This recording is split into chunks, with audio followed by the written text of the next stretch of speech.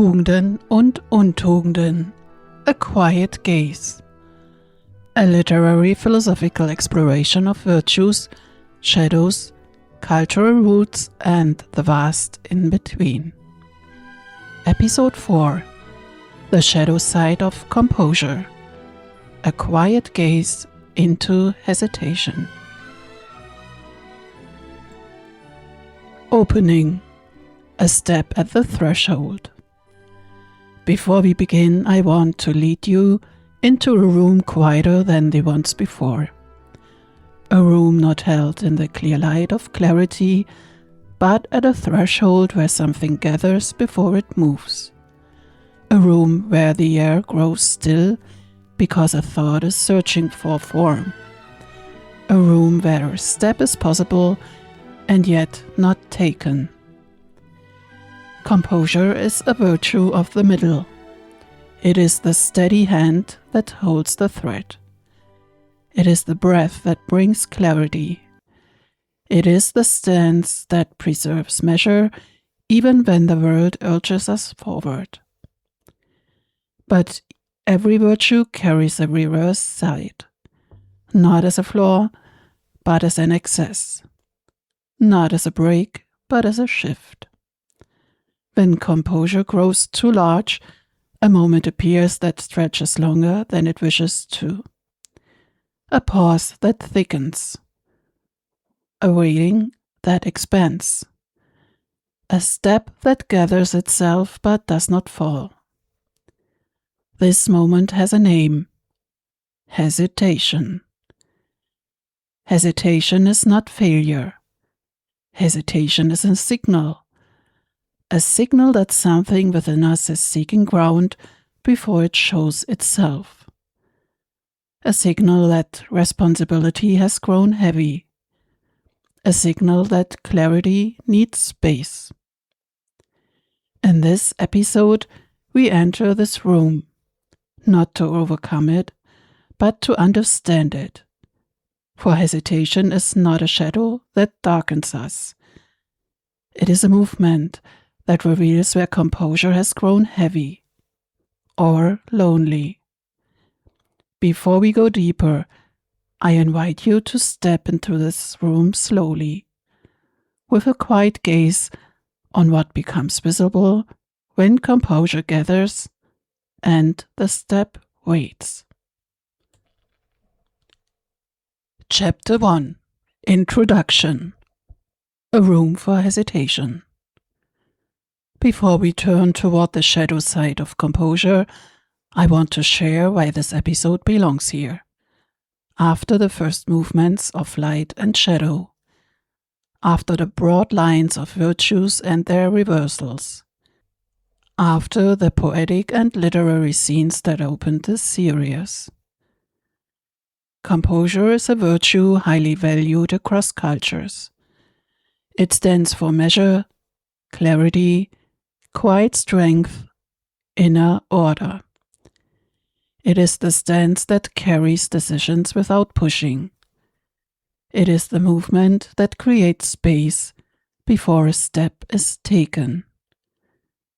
But every virtue lives between two extremes, between excess and lack, between too much and too little, between spaciousness and narrowing. In episode 2 we said, composure can become hesitation. This sentence is the key to this episode. For hesitation is not the opposite of composure. It is its overextended form, the place where the quiet middle is held too long. The movement that slips out of balance because responsibility has grown heavy or clarity has withdrawn. Why dedicate an entire episode to hesitation? Because it is one of the quietest yet most powerful shadow sides. Because it delays decisions that long for a step. Because it stretches paths that wish to be walked. Because it creates spaces in which thoughts circle without forming, because it holds back people who are already ready. Hesitation arises from depth, from responsibility, from care, from the wish to act rightly, from the desire to preserve something valuable, from the fear of losing something meaningful. In this episode, we explore hesitation as a movement. We ask, what is hesitation truly? How does it arise from composure? What cultural forms does it take? How does it appear in daily life? How can we live with it without remaining in it? How do we return to the middle? We follow the same structure as before: a poetic scene, a literary encounter, origins and history, cultural perspectives, philosophical reflection, reflection questions, and later a meditation that guides without negation and leads into a quiet space. Perhaps the most important thought of this introduction is this: hesitation is not stillness. It is a movement seeking space, and that space can be a beginning. Chapter 2: Poetic Scene, a portrait of hesitation. There are moments when the light does not urge but waits. It does not fall as a clear beam across things, but as a soft shimmer that rests on forms without defining them. A light that does not demand but listens. A light that does not decide but opens. In such a light, this chapter begins.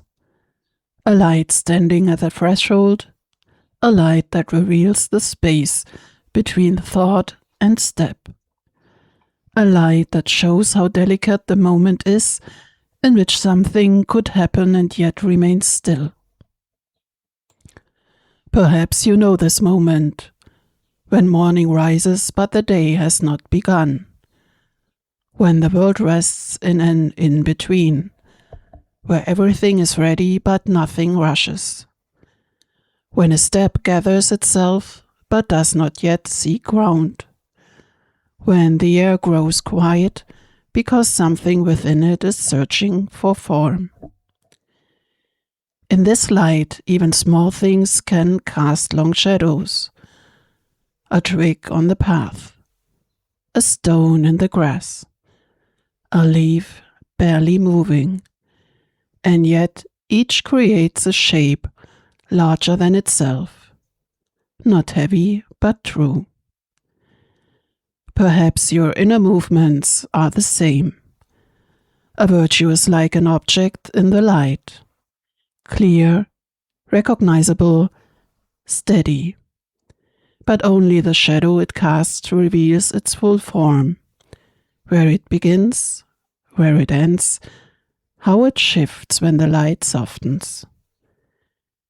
In this half-light, we see that composure is not only bright, it is alive, and everything alive has a reverse side, a threshold that does not work against us, but speaks to us. Perhaps this is what this light reveals, that we are not made of one piece, but of many layers. Clarity and concern, measure and excess, composure and that fine hesitation that arises when responsibility grows heavy or a thought seeks space. When we step into this half-light, we see the world differently, not sharper but deeper, not louder but truer. We see how the light falls and how the shadow follows. We see that both belong to the same movement. We see that we are not only the light, but also what the light reveals. Perhaps this is the quiet beginning of this episode, A step into a light that does not urge, but guides. A step into a room where hesitation is not an obstacle, but a signal. A signal that something within us is ready, and yet still needs breath. This chapter is a breath, a pause, a gentle beginning. A picture that prepares us for what follows. The encounter with the shadow that arises when composure lingers too long. Chapter 3. Literary Scene. The woman, the man, and the moment of hesitation. The morning was cool, and a thin mist lay over the path leading down to the river. The air felt gathered, as if it were holding a thought that had not yet found its name.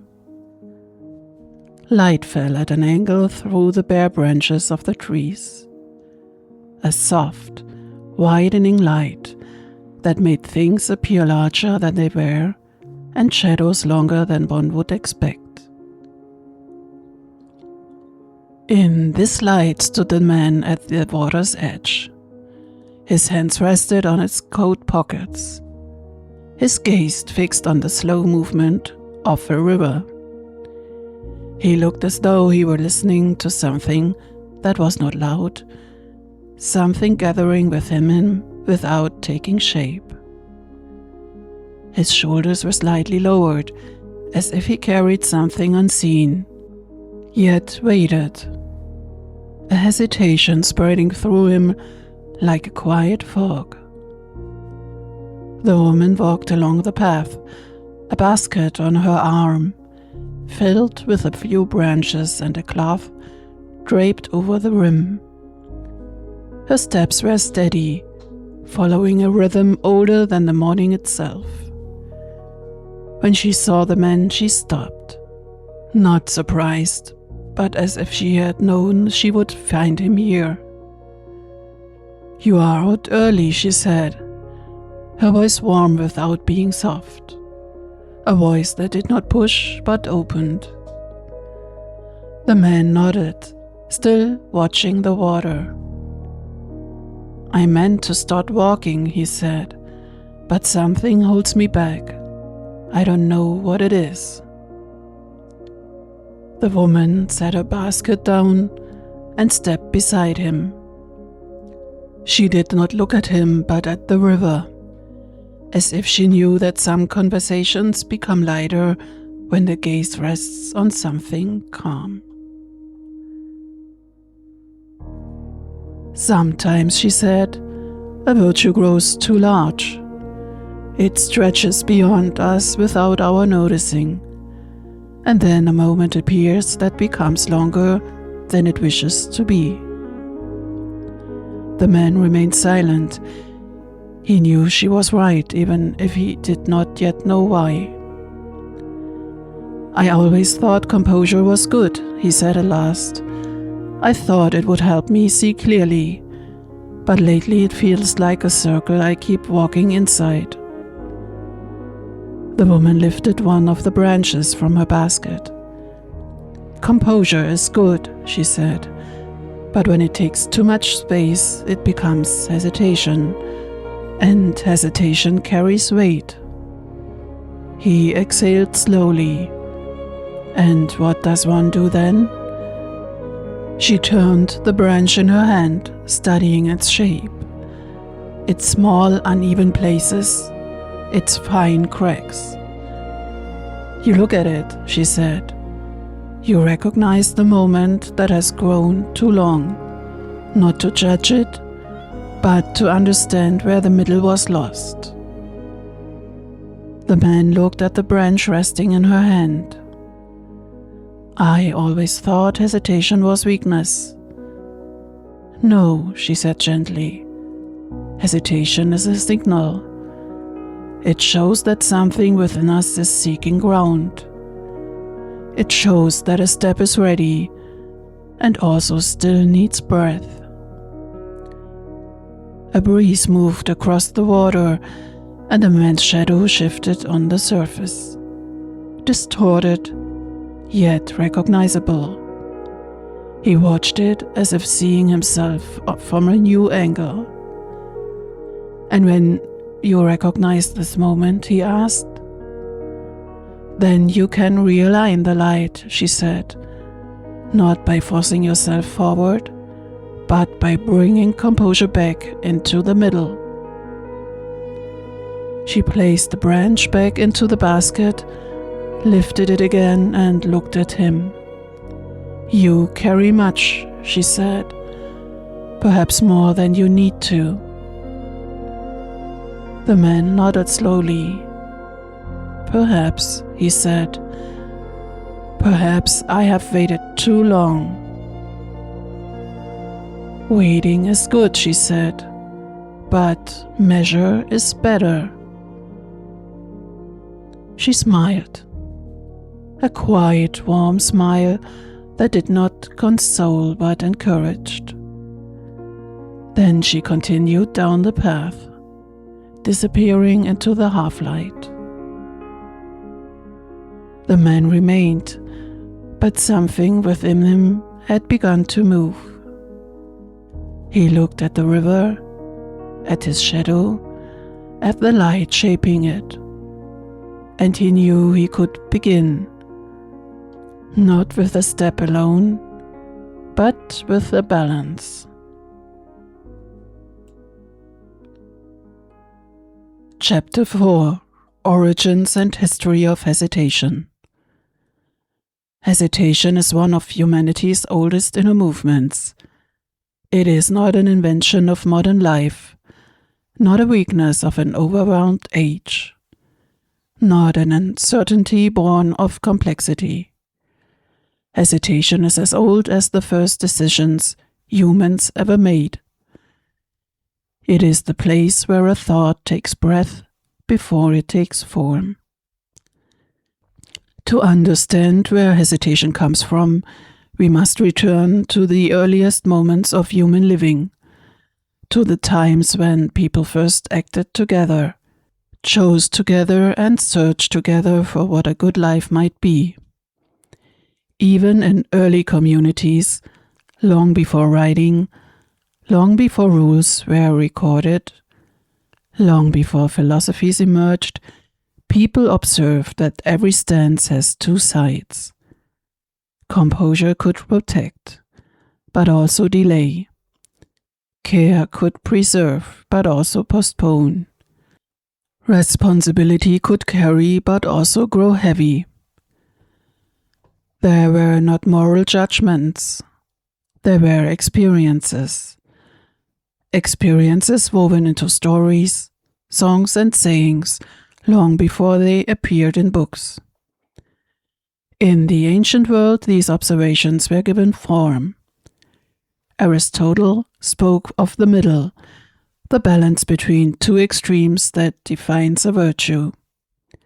Composure lies between recklessness and excessive caution, between impulsive action and paralyzing deliberation, between the quick step and the step held too long. In this view, hesitation is not the opposite of composure. It is its overextension, the place where the middle is lost, where quiet clarity is held too long, where a thought no longer forms but circles. Ancient philosophy did not treat hesitation as failure, but as a deviation that can be corrected by returning to the middle.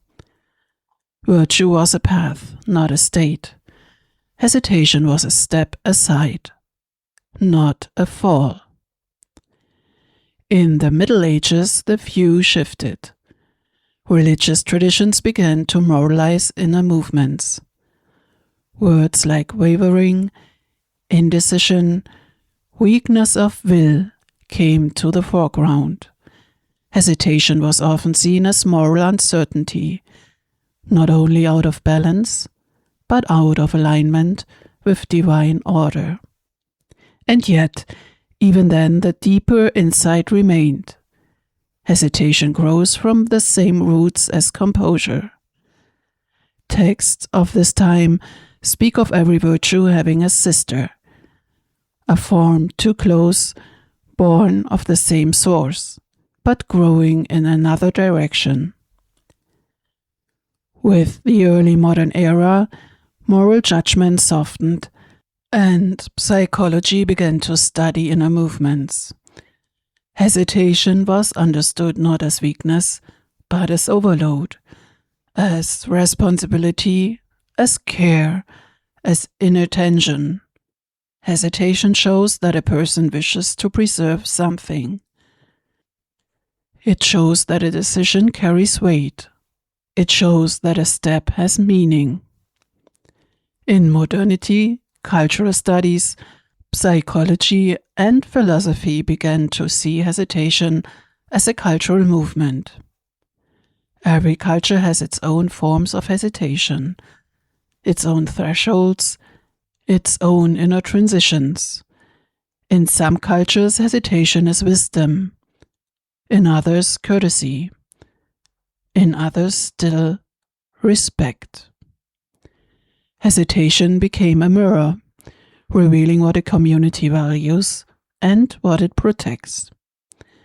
Today, in a time of acceleration, abundance, and constant comparison, hesitation appears not as moral uncertainty, but as a response to a world that often moves faster than we can walk.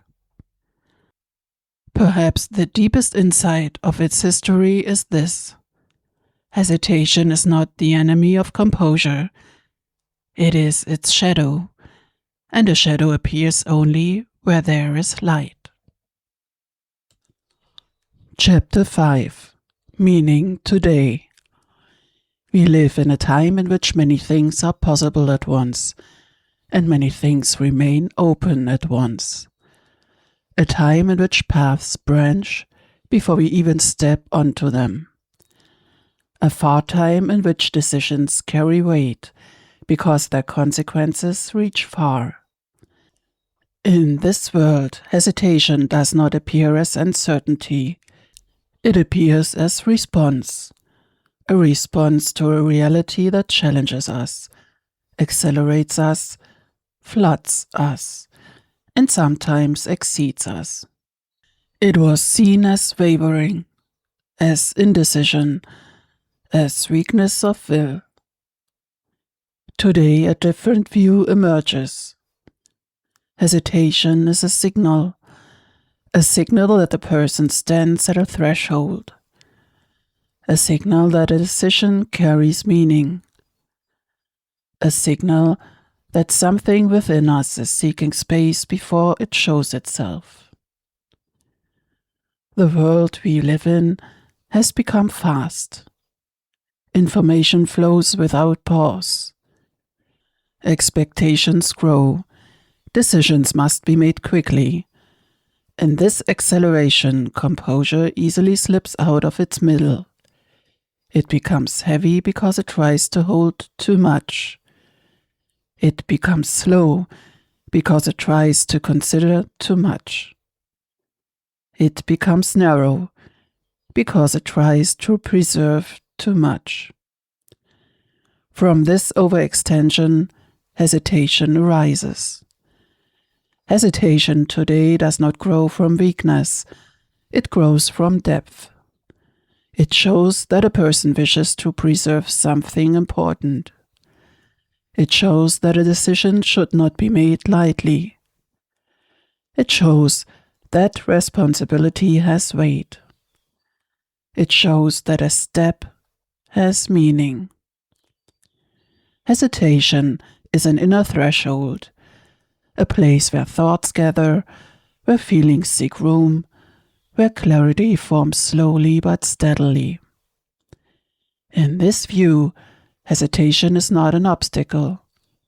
It is a movement that tells us something. It is like a quiet voice saying, "Something here needs attention. Something here wants to grow. Something here is searching for its form." The pilot episode described virtues as movements that must be continually rebalanced. This insight is more relevant today than ever before, for the present is a time of extremes, between excess and lack, between speed and exhaustion, between clarity and overwhelm.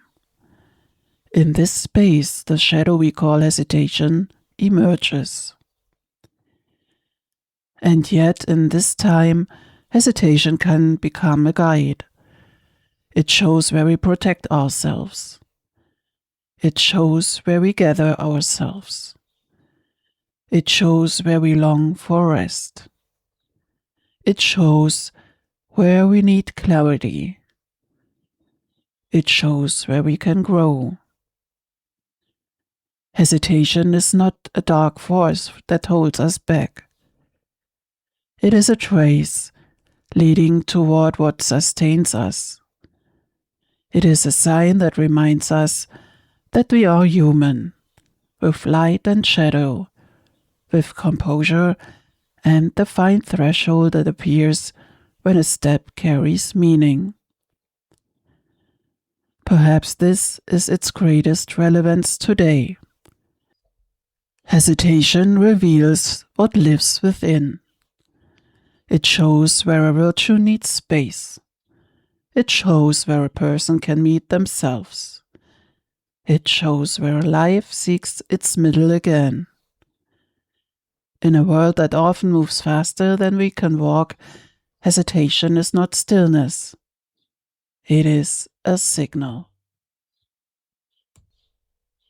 Chapter 6: Everyday Life and Application. Hesitation does not live in grand moments. It does not appear only when a decision is postponed. A path remains unclear. A conversation is delayed. It appears much earlier, in the small movements of daily life that almost no one notices, yet reveal much about our inner balance. Everyday life is the place where composure and hesitation become most visible, not as opposites, but as indicators. Indicators of how we live, how we respond, how we meet ourselves. A shadow side is not a misstep. It is a sign that a virtue seeks space, and something within us has slipped out of the middle, that an inner movement needs attention. In daily life, hesitation often appears first, not as stillness, but as a fine delay, a breath that lengthens, a thought that repeats, a gaze that lingers, a step that gathers without releasing. Hesitation is not a flaw. It is a sign that composure has grown heavy, that responsibility carries weight, that a step has meaning, that something within us is seeking clarity. Hesitation rarely begins as a large gesture. It begins as a quiet pause, a hand hovering over the phone before making a call, a message written but not sent, a thought forming but not yet finding expression. Hesitation shows that something within us wants to ripen, that feelings need room, that a decision wants to be carried, that a step is being prepared.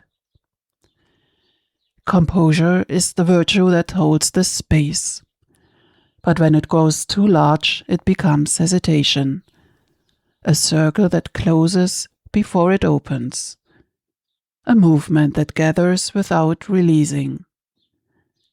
In daily life, we can learn to read these signs, not as accusations, but as invitations.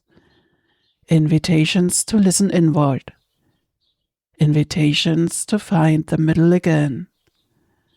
Invitations to strengthen the composure that calls from the shadow. When we sense hesitation, clarity can grow.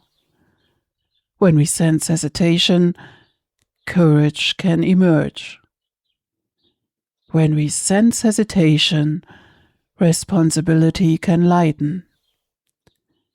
When we sense hesitation, movement can return. Everyday life is not a test. It is a teacher. It shows where we stand. It shows where we can grow. It shows that virtues and their shadow sides are not opposites, but movements that have accompanied us since we became human. Perhaps this is the essential insight of this chapter. Hesitation is not a shadow that holds us back. It is a trace leading toward what sustains us. Chapter 7: Cultural Perspectives. Hesitation is not the same everywhere. It carries the traces of the landscapes in which it grew, the languages that name it, and the stories that have accompanied it for centuries. Just as virtues are cultural mirrors, so are their shadow sides. They reveal what a community values, what it protects, what it fears, and where it recognizes itself. In every culture there are movements felt as imbalance, not as moral failure, but as fine disturbances in the fabric of living together. These cultural shadow sides are not fixed categories, but relationships between person and community, between inner and outer, between responsibility and freedom. Europe.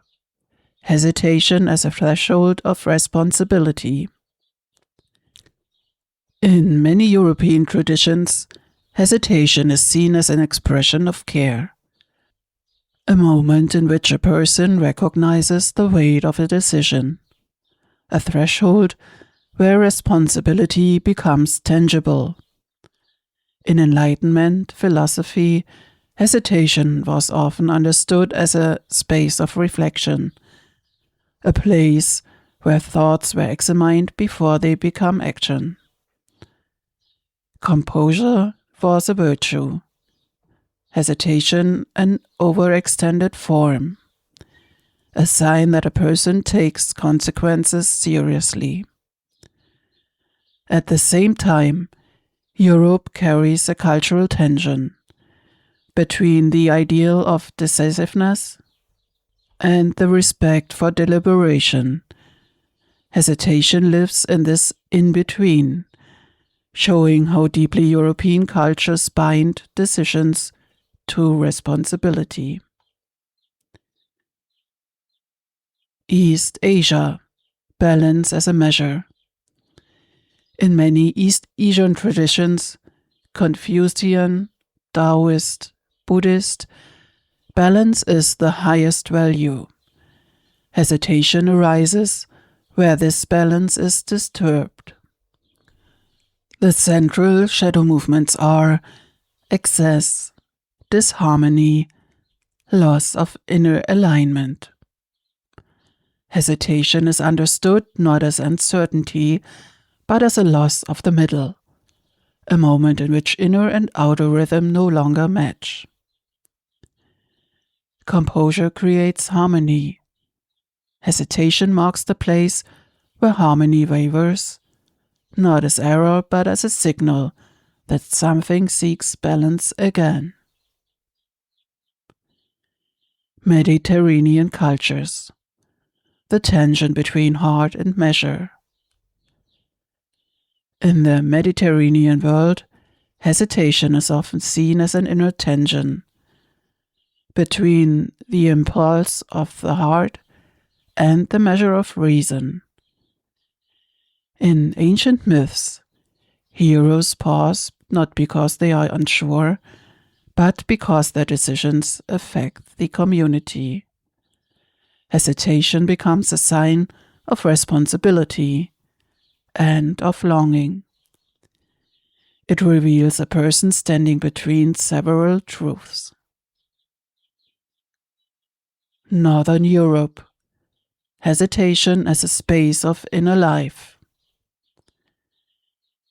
In Northern European traditions, hesitation is linked to innerness, the wish to examine a thought before speaking it, the desire to carry a decision before making it visible. Hesitation is not a lack, but a protective space, a room where feelings settle and words find form. It shows that composure is not only a virtue, but a stance that requires depth. Modern global culture. Hesitation as counter-movement to acceleration.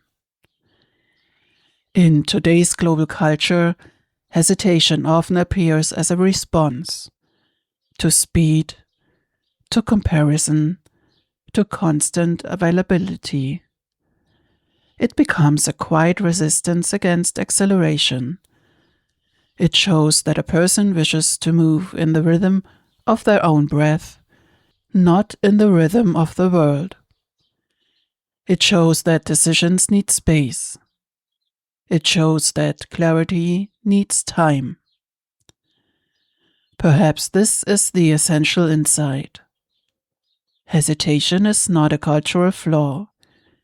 It is a cultural language, one that sounds different everywhere, yet speaks of the same human depth. Chapter 8. Philosophical Reflection. When we speak of hesitation, we do not speak of weakness. We speak of a particular way in which human movement can lose its middle and seek it again. Philosophically, hesitation is not the opposite of action. It is the space before action, the place where perception and decision separate and search for one another. Aristotle described virtue as the middle between extremes, a balance shaped not by rules but by practice. Composure is this middle, a balance between impulse and caution, speed and slowness, feeling and thought. Hesitation appears when this middle is held too long. But philosophy also reminds us human beings are not fixed forms. We are processes, rhythms, ongoing adjustments. Hesitation arises where our inner rhythm falls out of step with the moment. It is not a moral failure. It is a movement toward clarity. Impatience shows that time has tightened. Overwhelm shows that impressions have grown dense. Restlessness shows that direction has blurred. Hesitation is a movement that brings these signals into awareness. It is not withdrawal from the world. It is a way of meeting it with presence. Philosophically, hesitation is a form of freedom. The freedom to choose from one's own center rather than from pressure. It is a way of seeing that does not cling, a way of acting that does not rush, a way of being that does not scatter.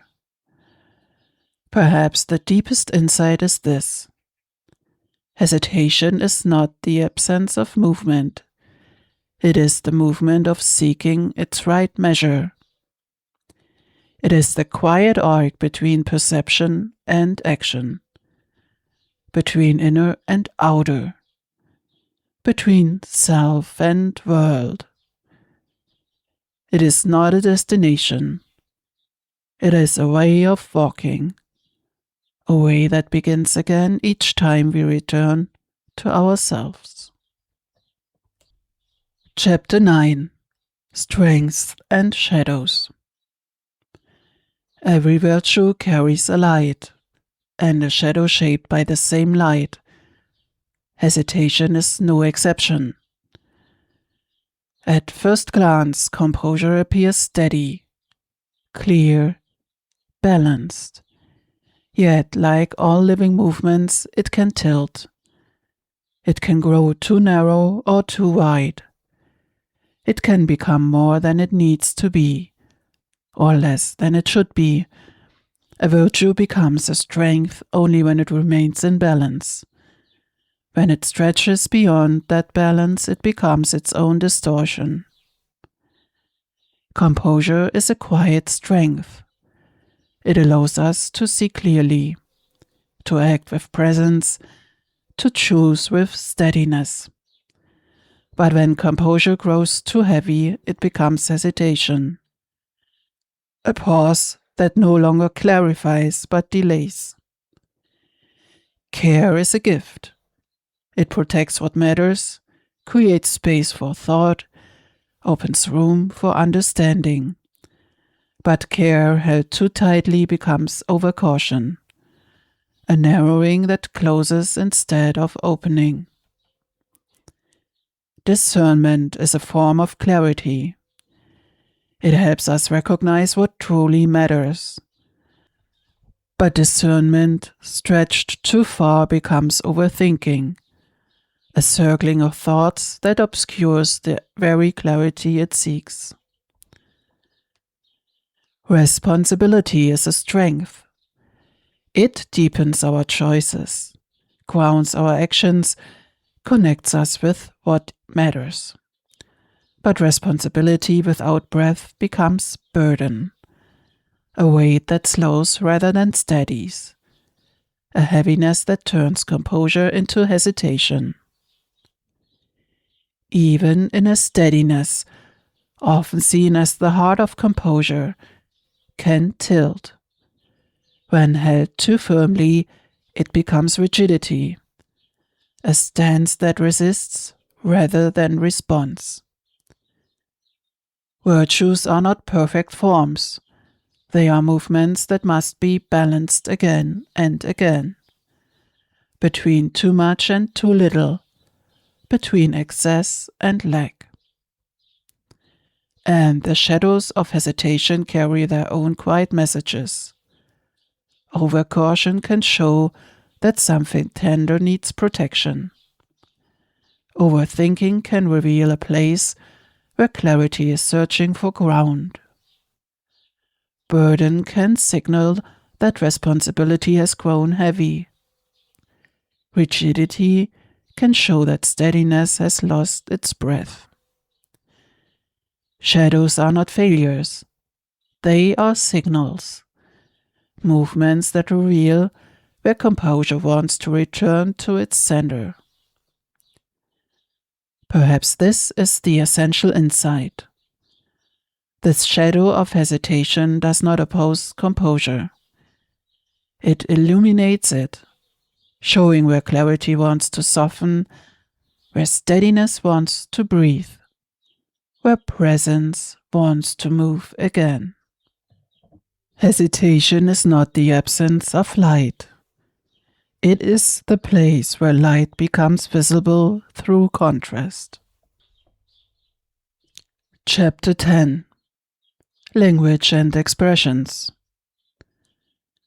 Language is a quiet mirror. It reflects how a community thinks, how it feels, how it moves through the world. It reveals what we value and what we fear. It carries the traces of our inner movements long before we name them. Hesitation lives in language, in subtle familiar expressions, phrases that have traveled through centuries, across cultures, through daily life. A moment of pause. A phrase that suggests no stillness but a breath gathering itself. Holding back. a quiet acknowledgement that something within is seeking ground. Second thoughts, a sign that clarity is searching for its shape. A heavy decision, a metaphor for responsibility that carries weight. A step not yet taken, a phrase that captures the essence of hesitation, movement preparing itself.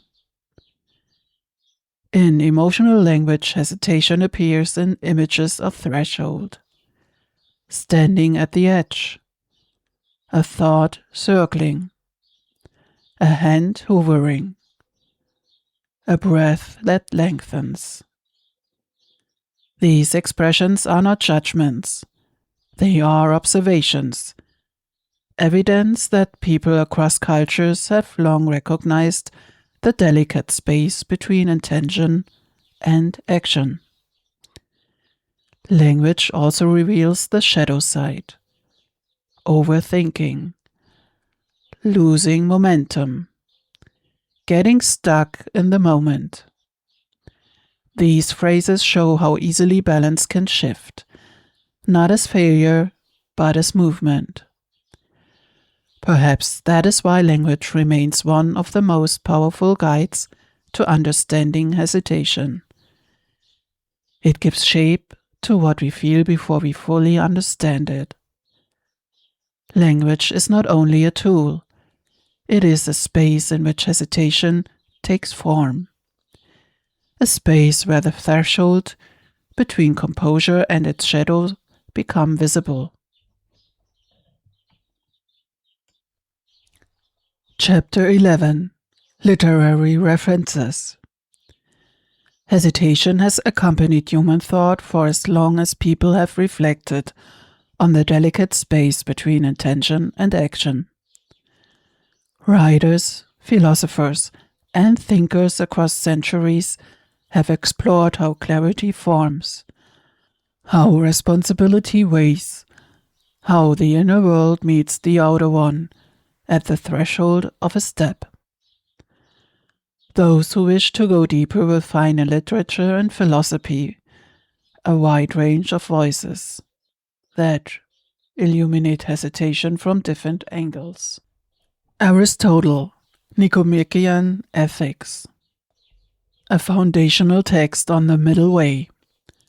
Aristotle describes virtue as a balance between extremes, and hesitation as the overextension of thoughtful deliberation. The Stoics, Epictetus, Seneca, Marcus Aurelius.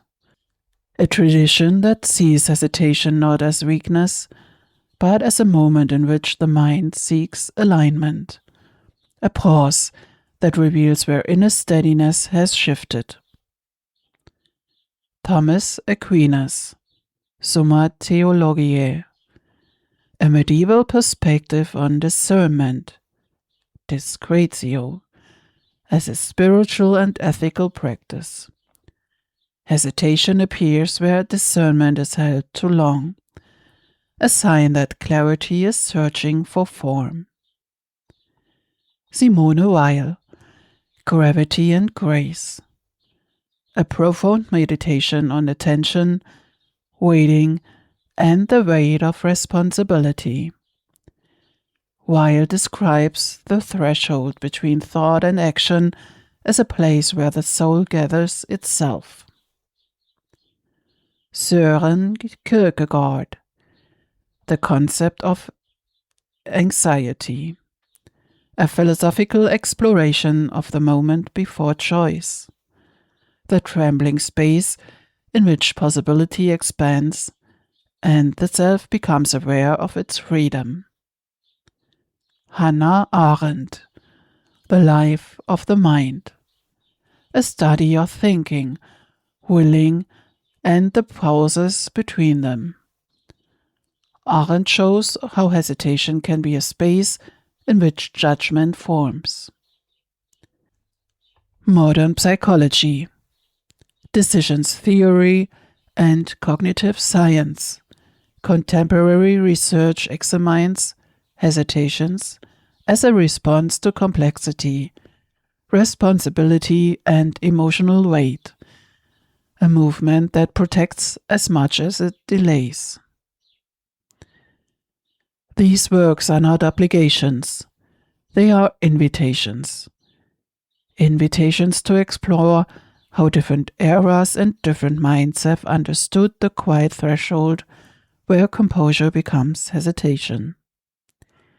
Perhaps the essential insight is this: hesitation is not emptiness.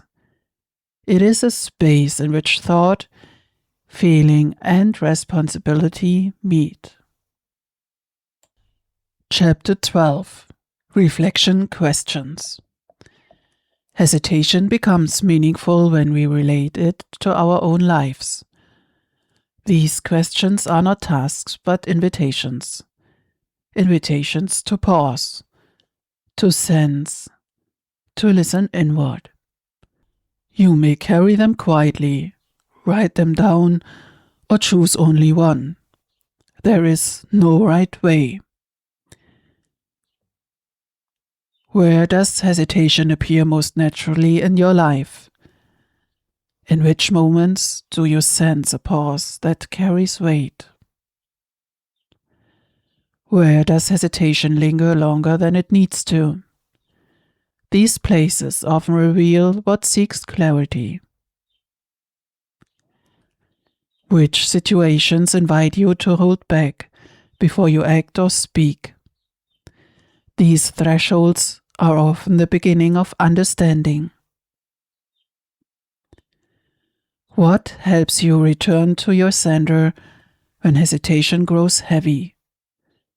A breath, a gesture, a place, a rhythm. Each person has their own doorway. Which inner movement becomes clearer when you slow down? Sometimes a thought, sometimes a feeling, sometimes a direction. What does hesitation allow you to see that haste does not? This question often reveals the quiet gifts of the shadow. How does your body sense hesitation? In breath, in posture, in warmth, in stillness. The body often knows before the mind understands. Where in your life would a single moment of clarity lighten the weight of hesitation? These questions are not meant to be solved. They are meant to be lived, slowly, gently, in your own rhythm. Chapter 13. Poetic Closing. Hesitation is not a flaw. It is a quiet movement that lives close to us, in breath, in presence, in the way we meet the world when a step carries meaning. Perhaps the most important thought of this episode is this: hesitation is not stillness, it is a threshold. A threshold where clarity gathers, a threshold where responsibility breathes, a threshold where the inner world meets the outer one with care. Hesitation is the space in which intention becomes visible, a space that does not demand but opens, a space that does not judge but reveals, a space that does not hold us back but shows us where we need to stand before we move. It is the soft thread that runs through a day when we allow it. It is the quiet reminder that we can return to our center before taking a step. Take with you whatever felt true: a sentence, a breath, a moment of recognition, a small shift that softened something within you. Hesitation is not an end, It is a beginning that forms in the quiet places of your own life. This closing is a breath, a gentle return, a small light to carry with you as you step into your day. Chapter 14. Meditation. Before we begin, find a position that feels steady, a place where your breath can move freely, soft, natural, unforced. Let your shoulders soften. Let your hands rest. Let your breath arrive in its own rhythm.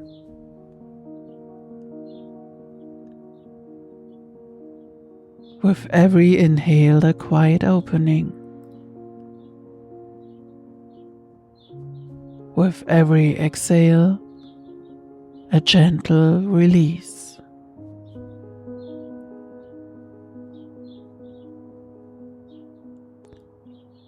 Imagine a small space within you, a space that feels clear, quiet, unhurried. A space that belongs to you and moves with you through every day. In this space, hesitation is not weight. It is movement, a movement gathering itself, a movement sensing direction, a movement preparing to become form. Sense clarity as soft widening. Sense steadiness as warmth in the chest. Sense attention as a gentle gathering. Sense presence as a quiet unfolding.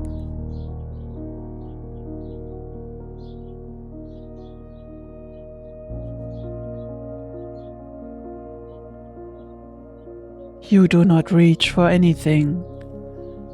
Everything essential is already here. Quiet, present, alive.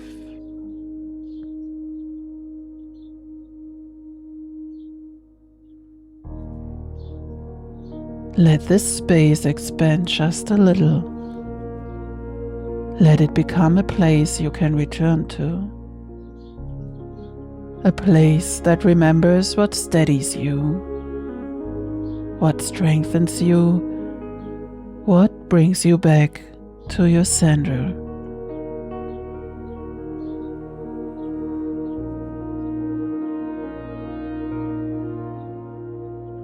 Take one more breath, deep, slow, full.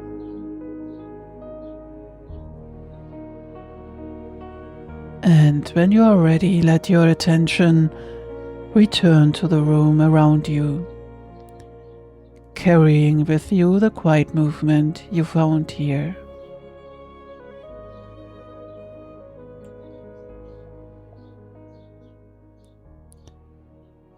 Closing message.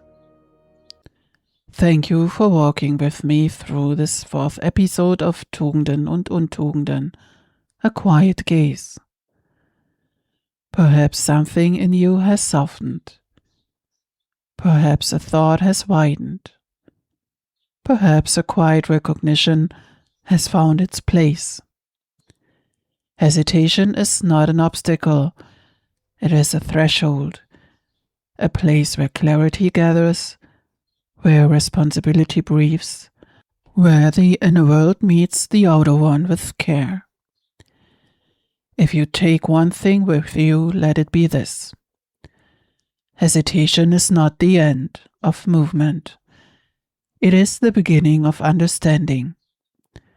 It shows where something within you is preparing to grow.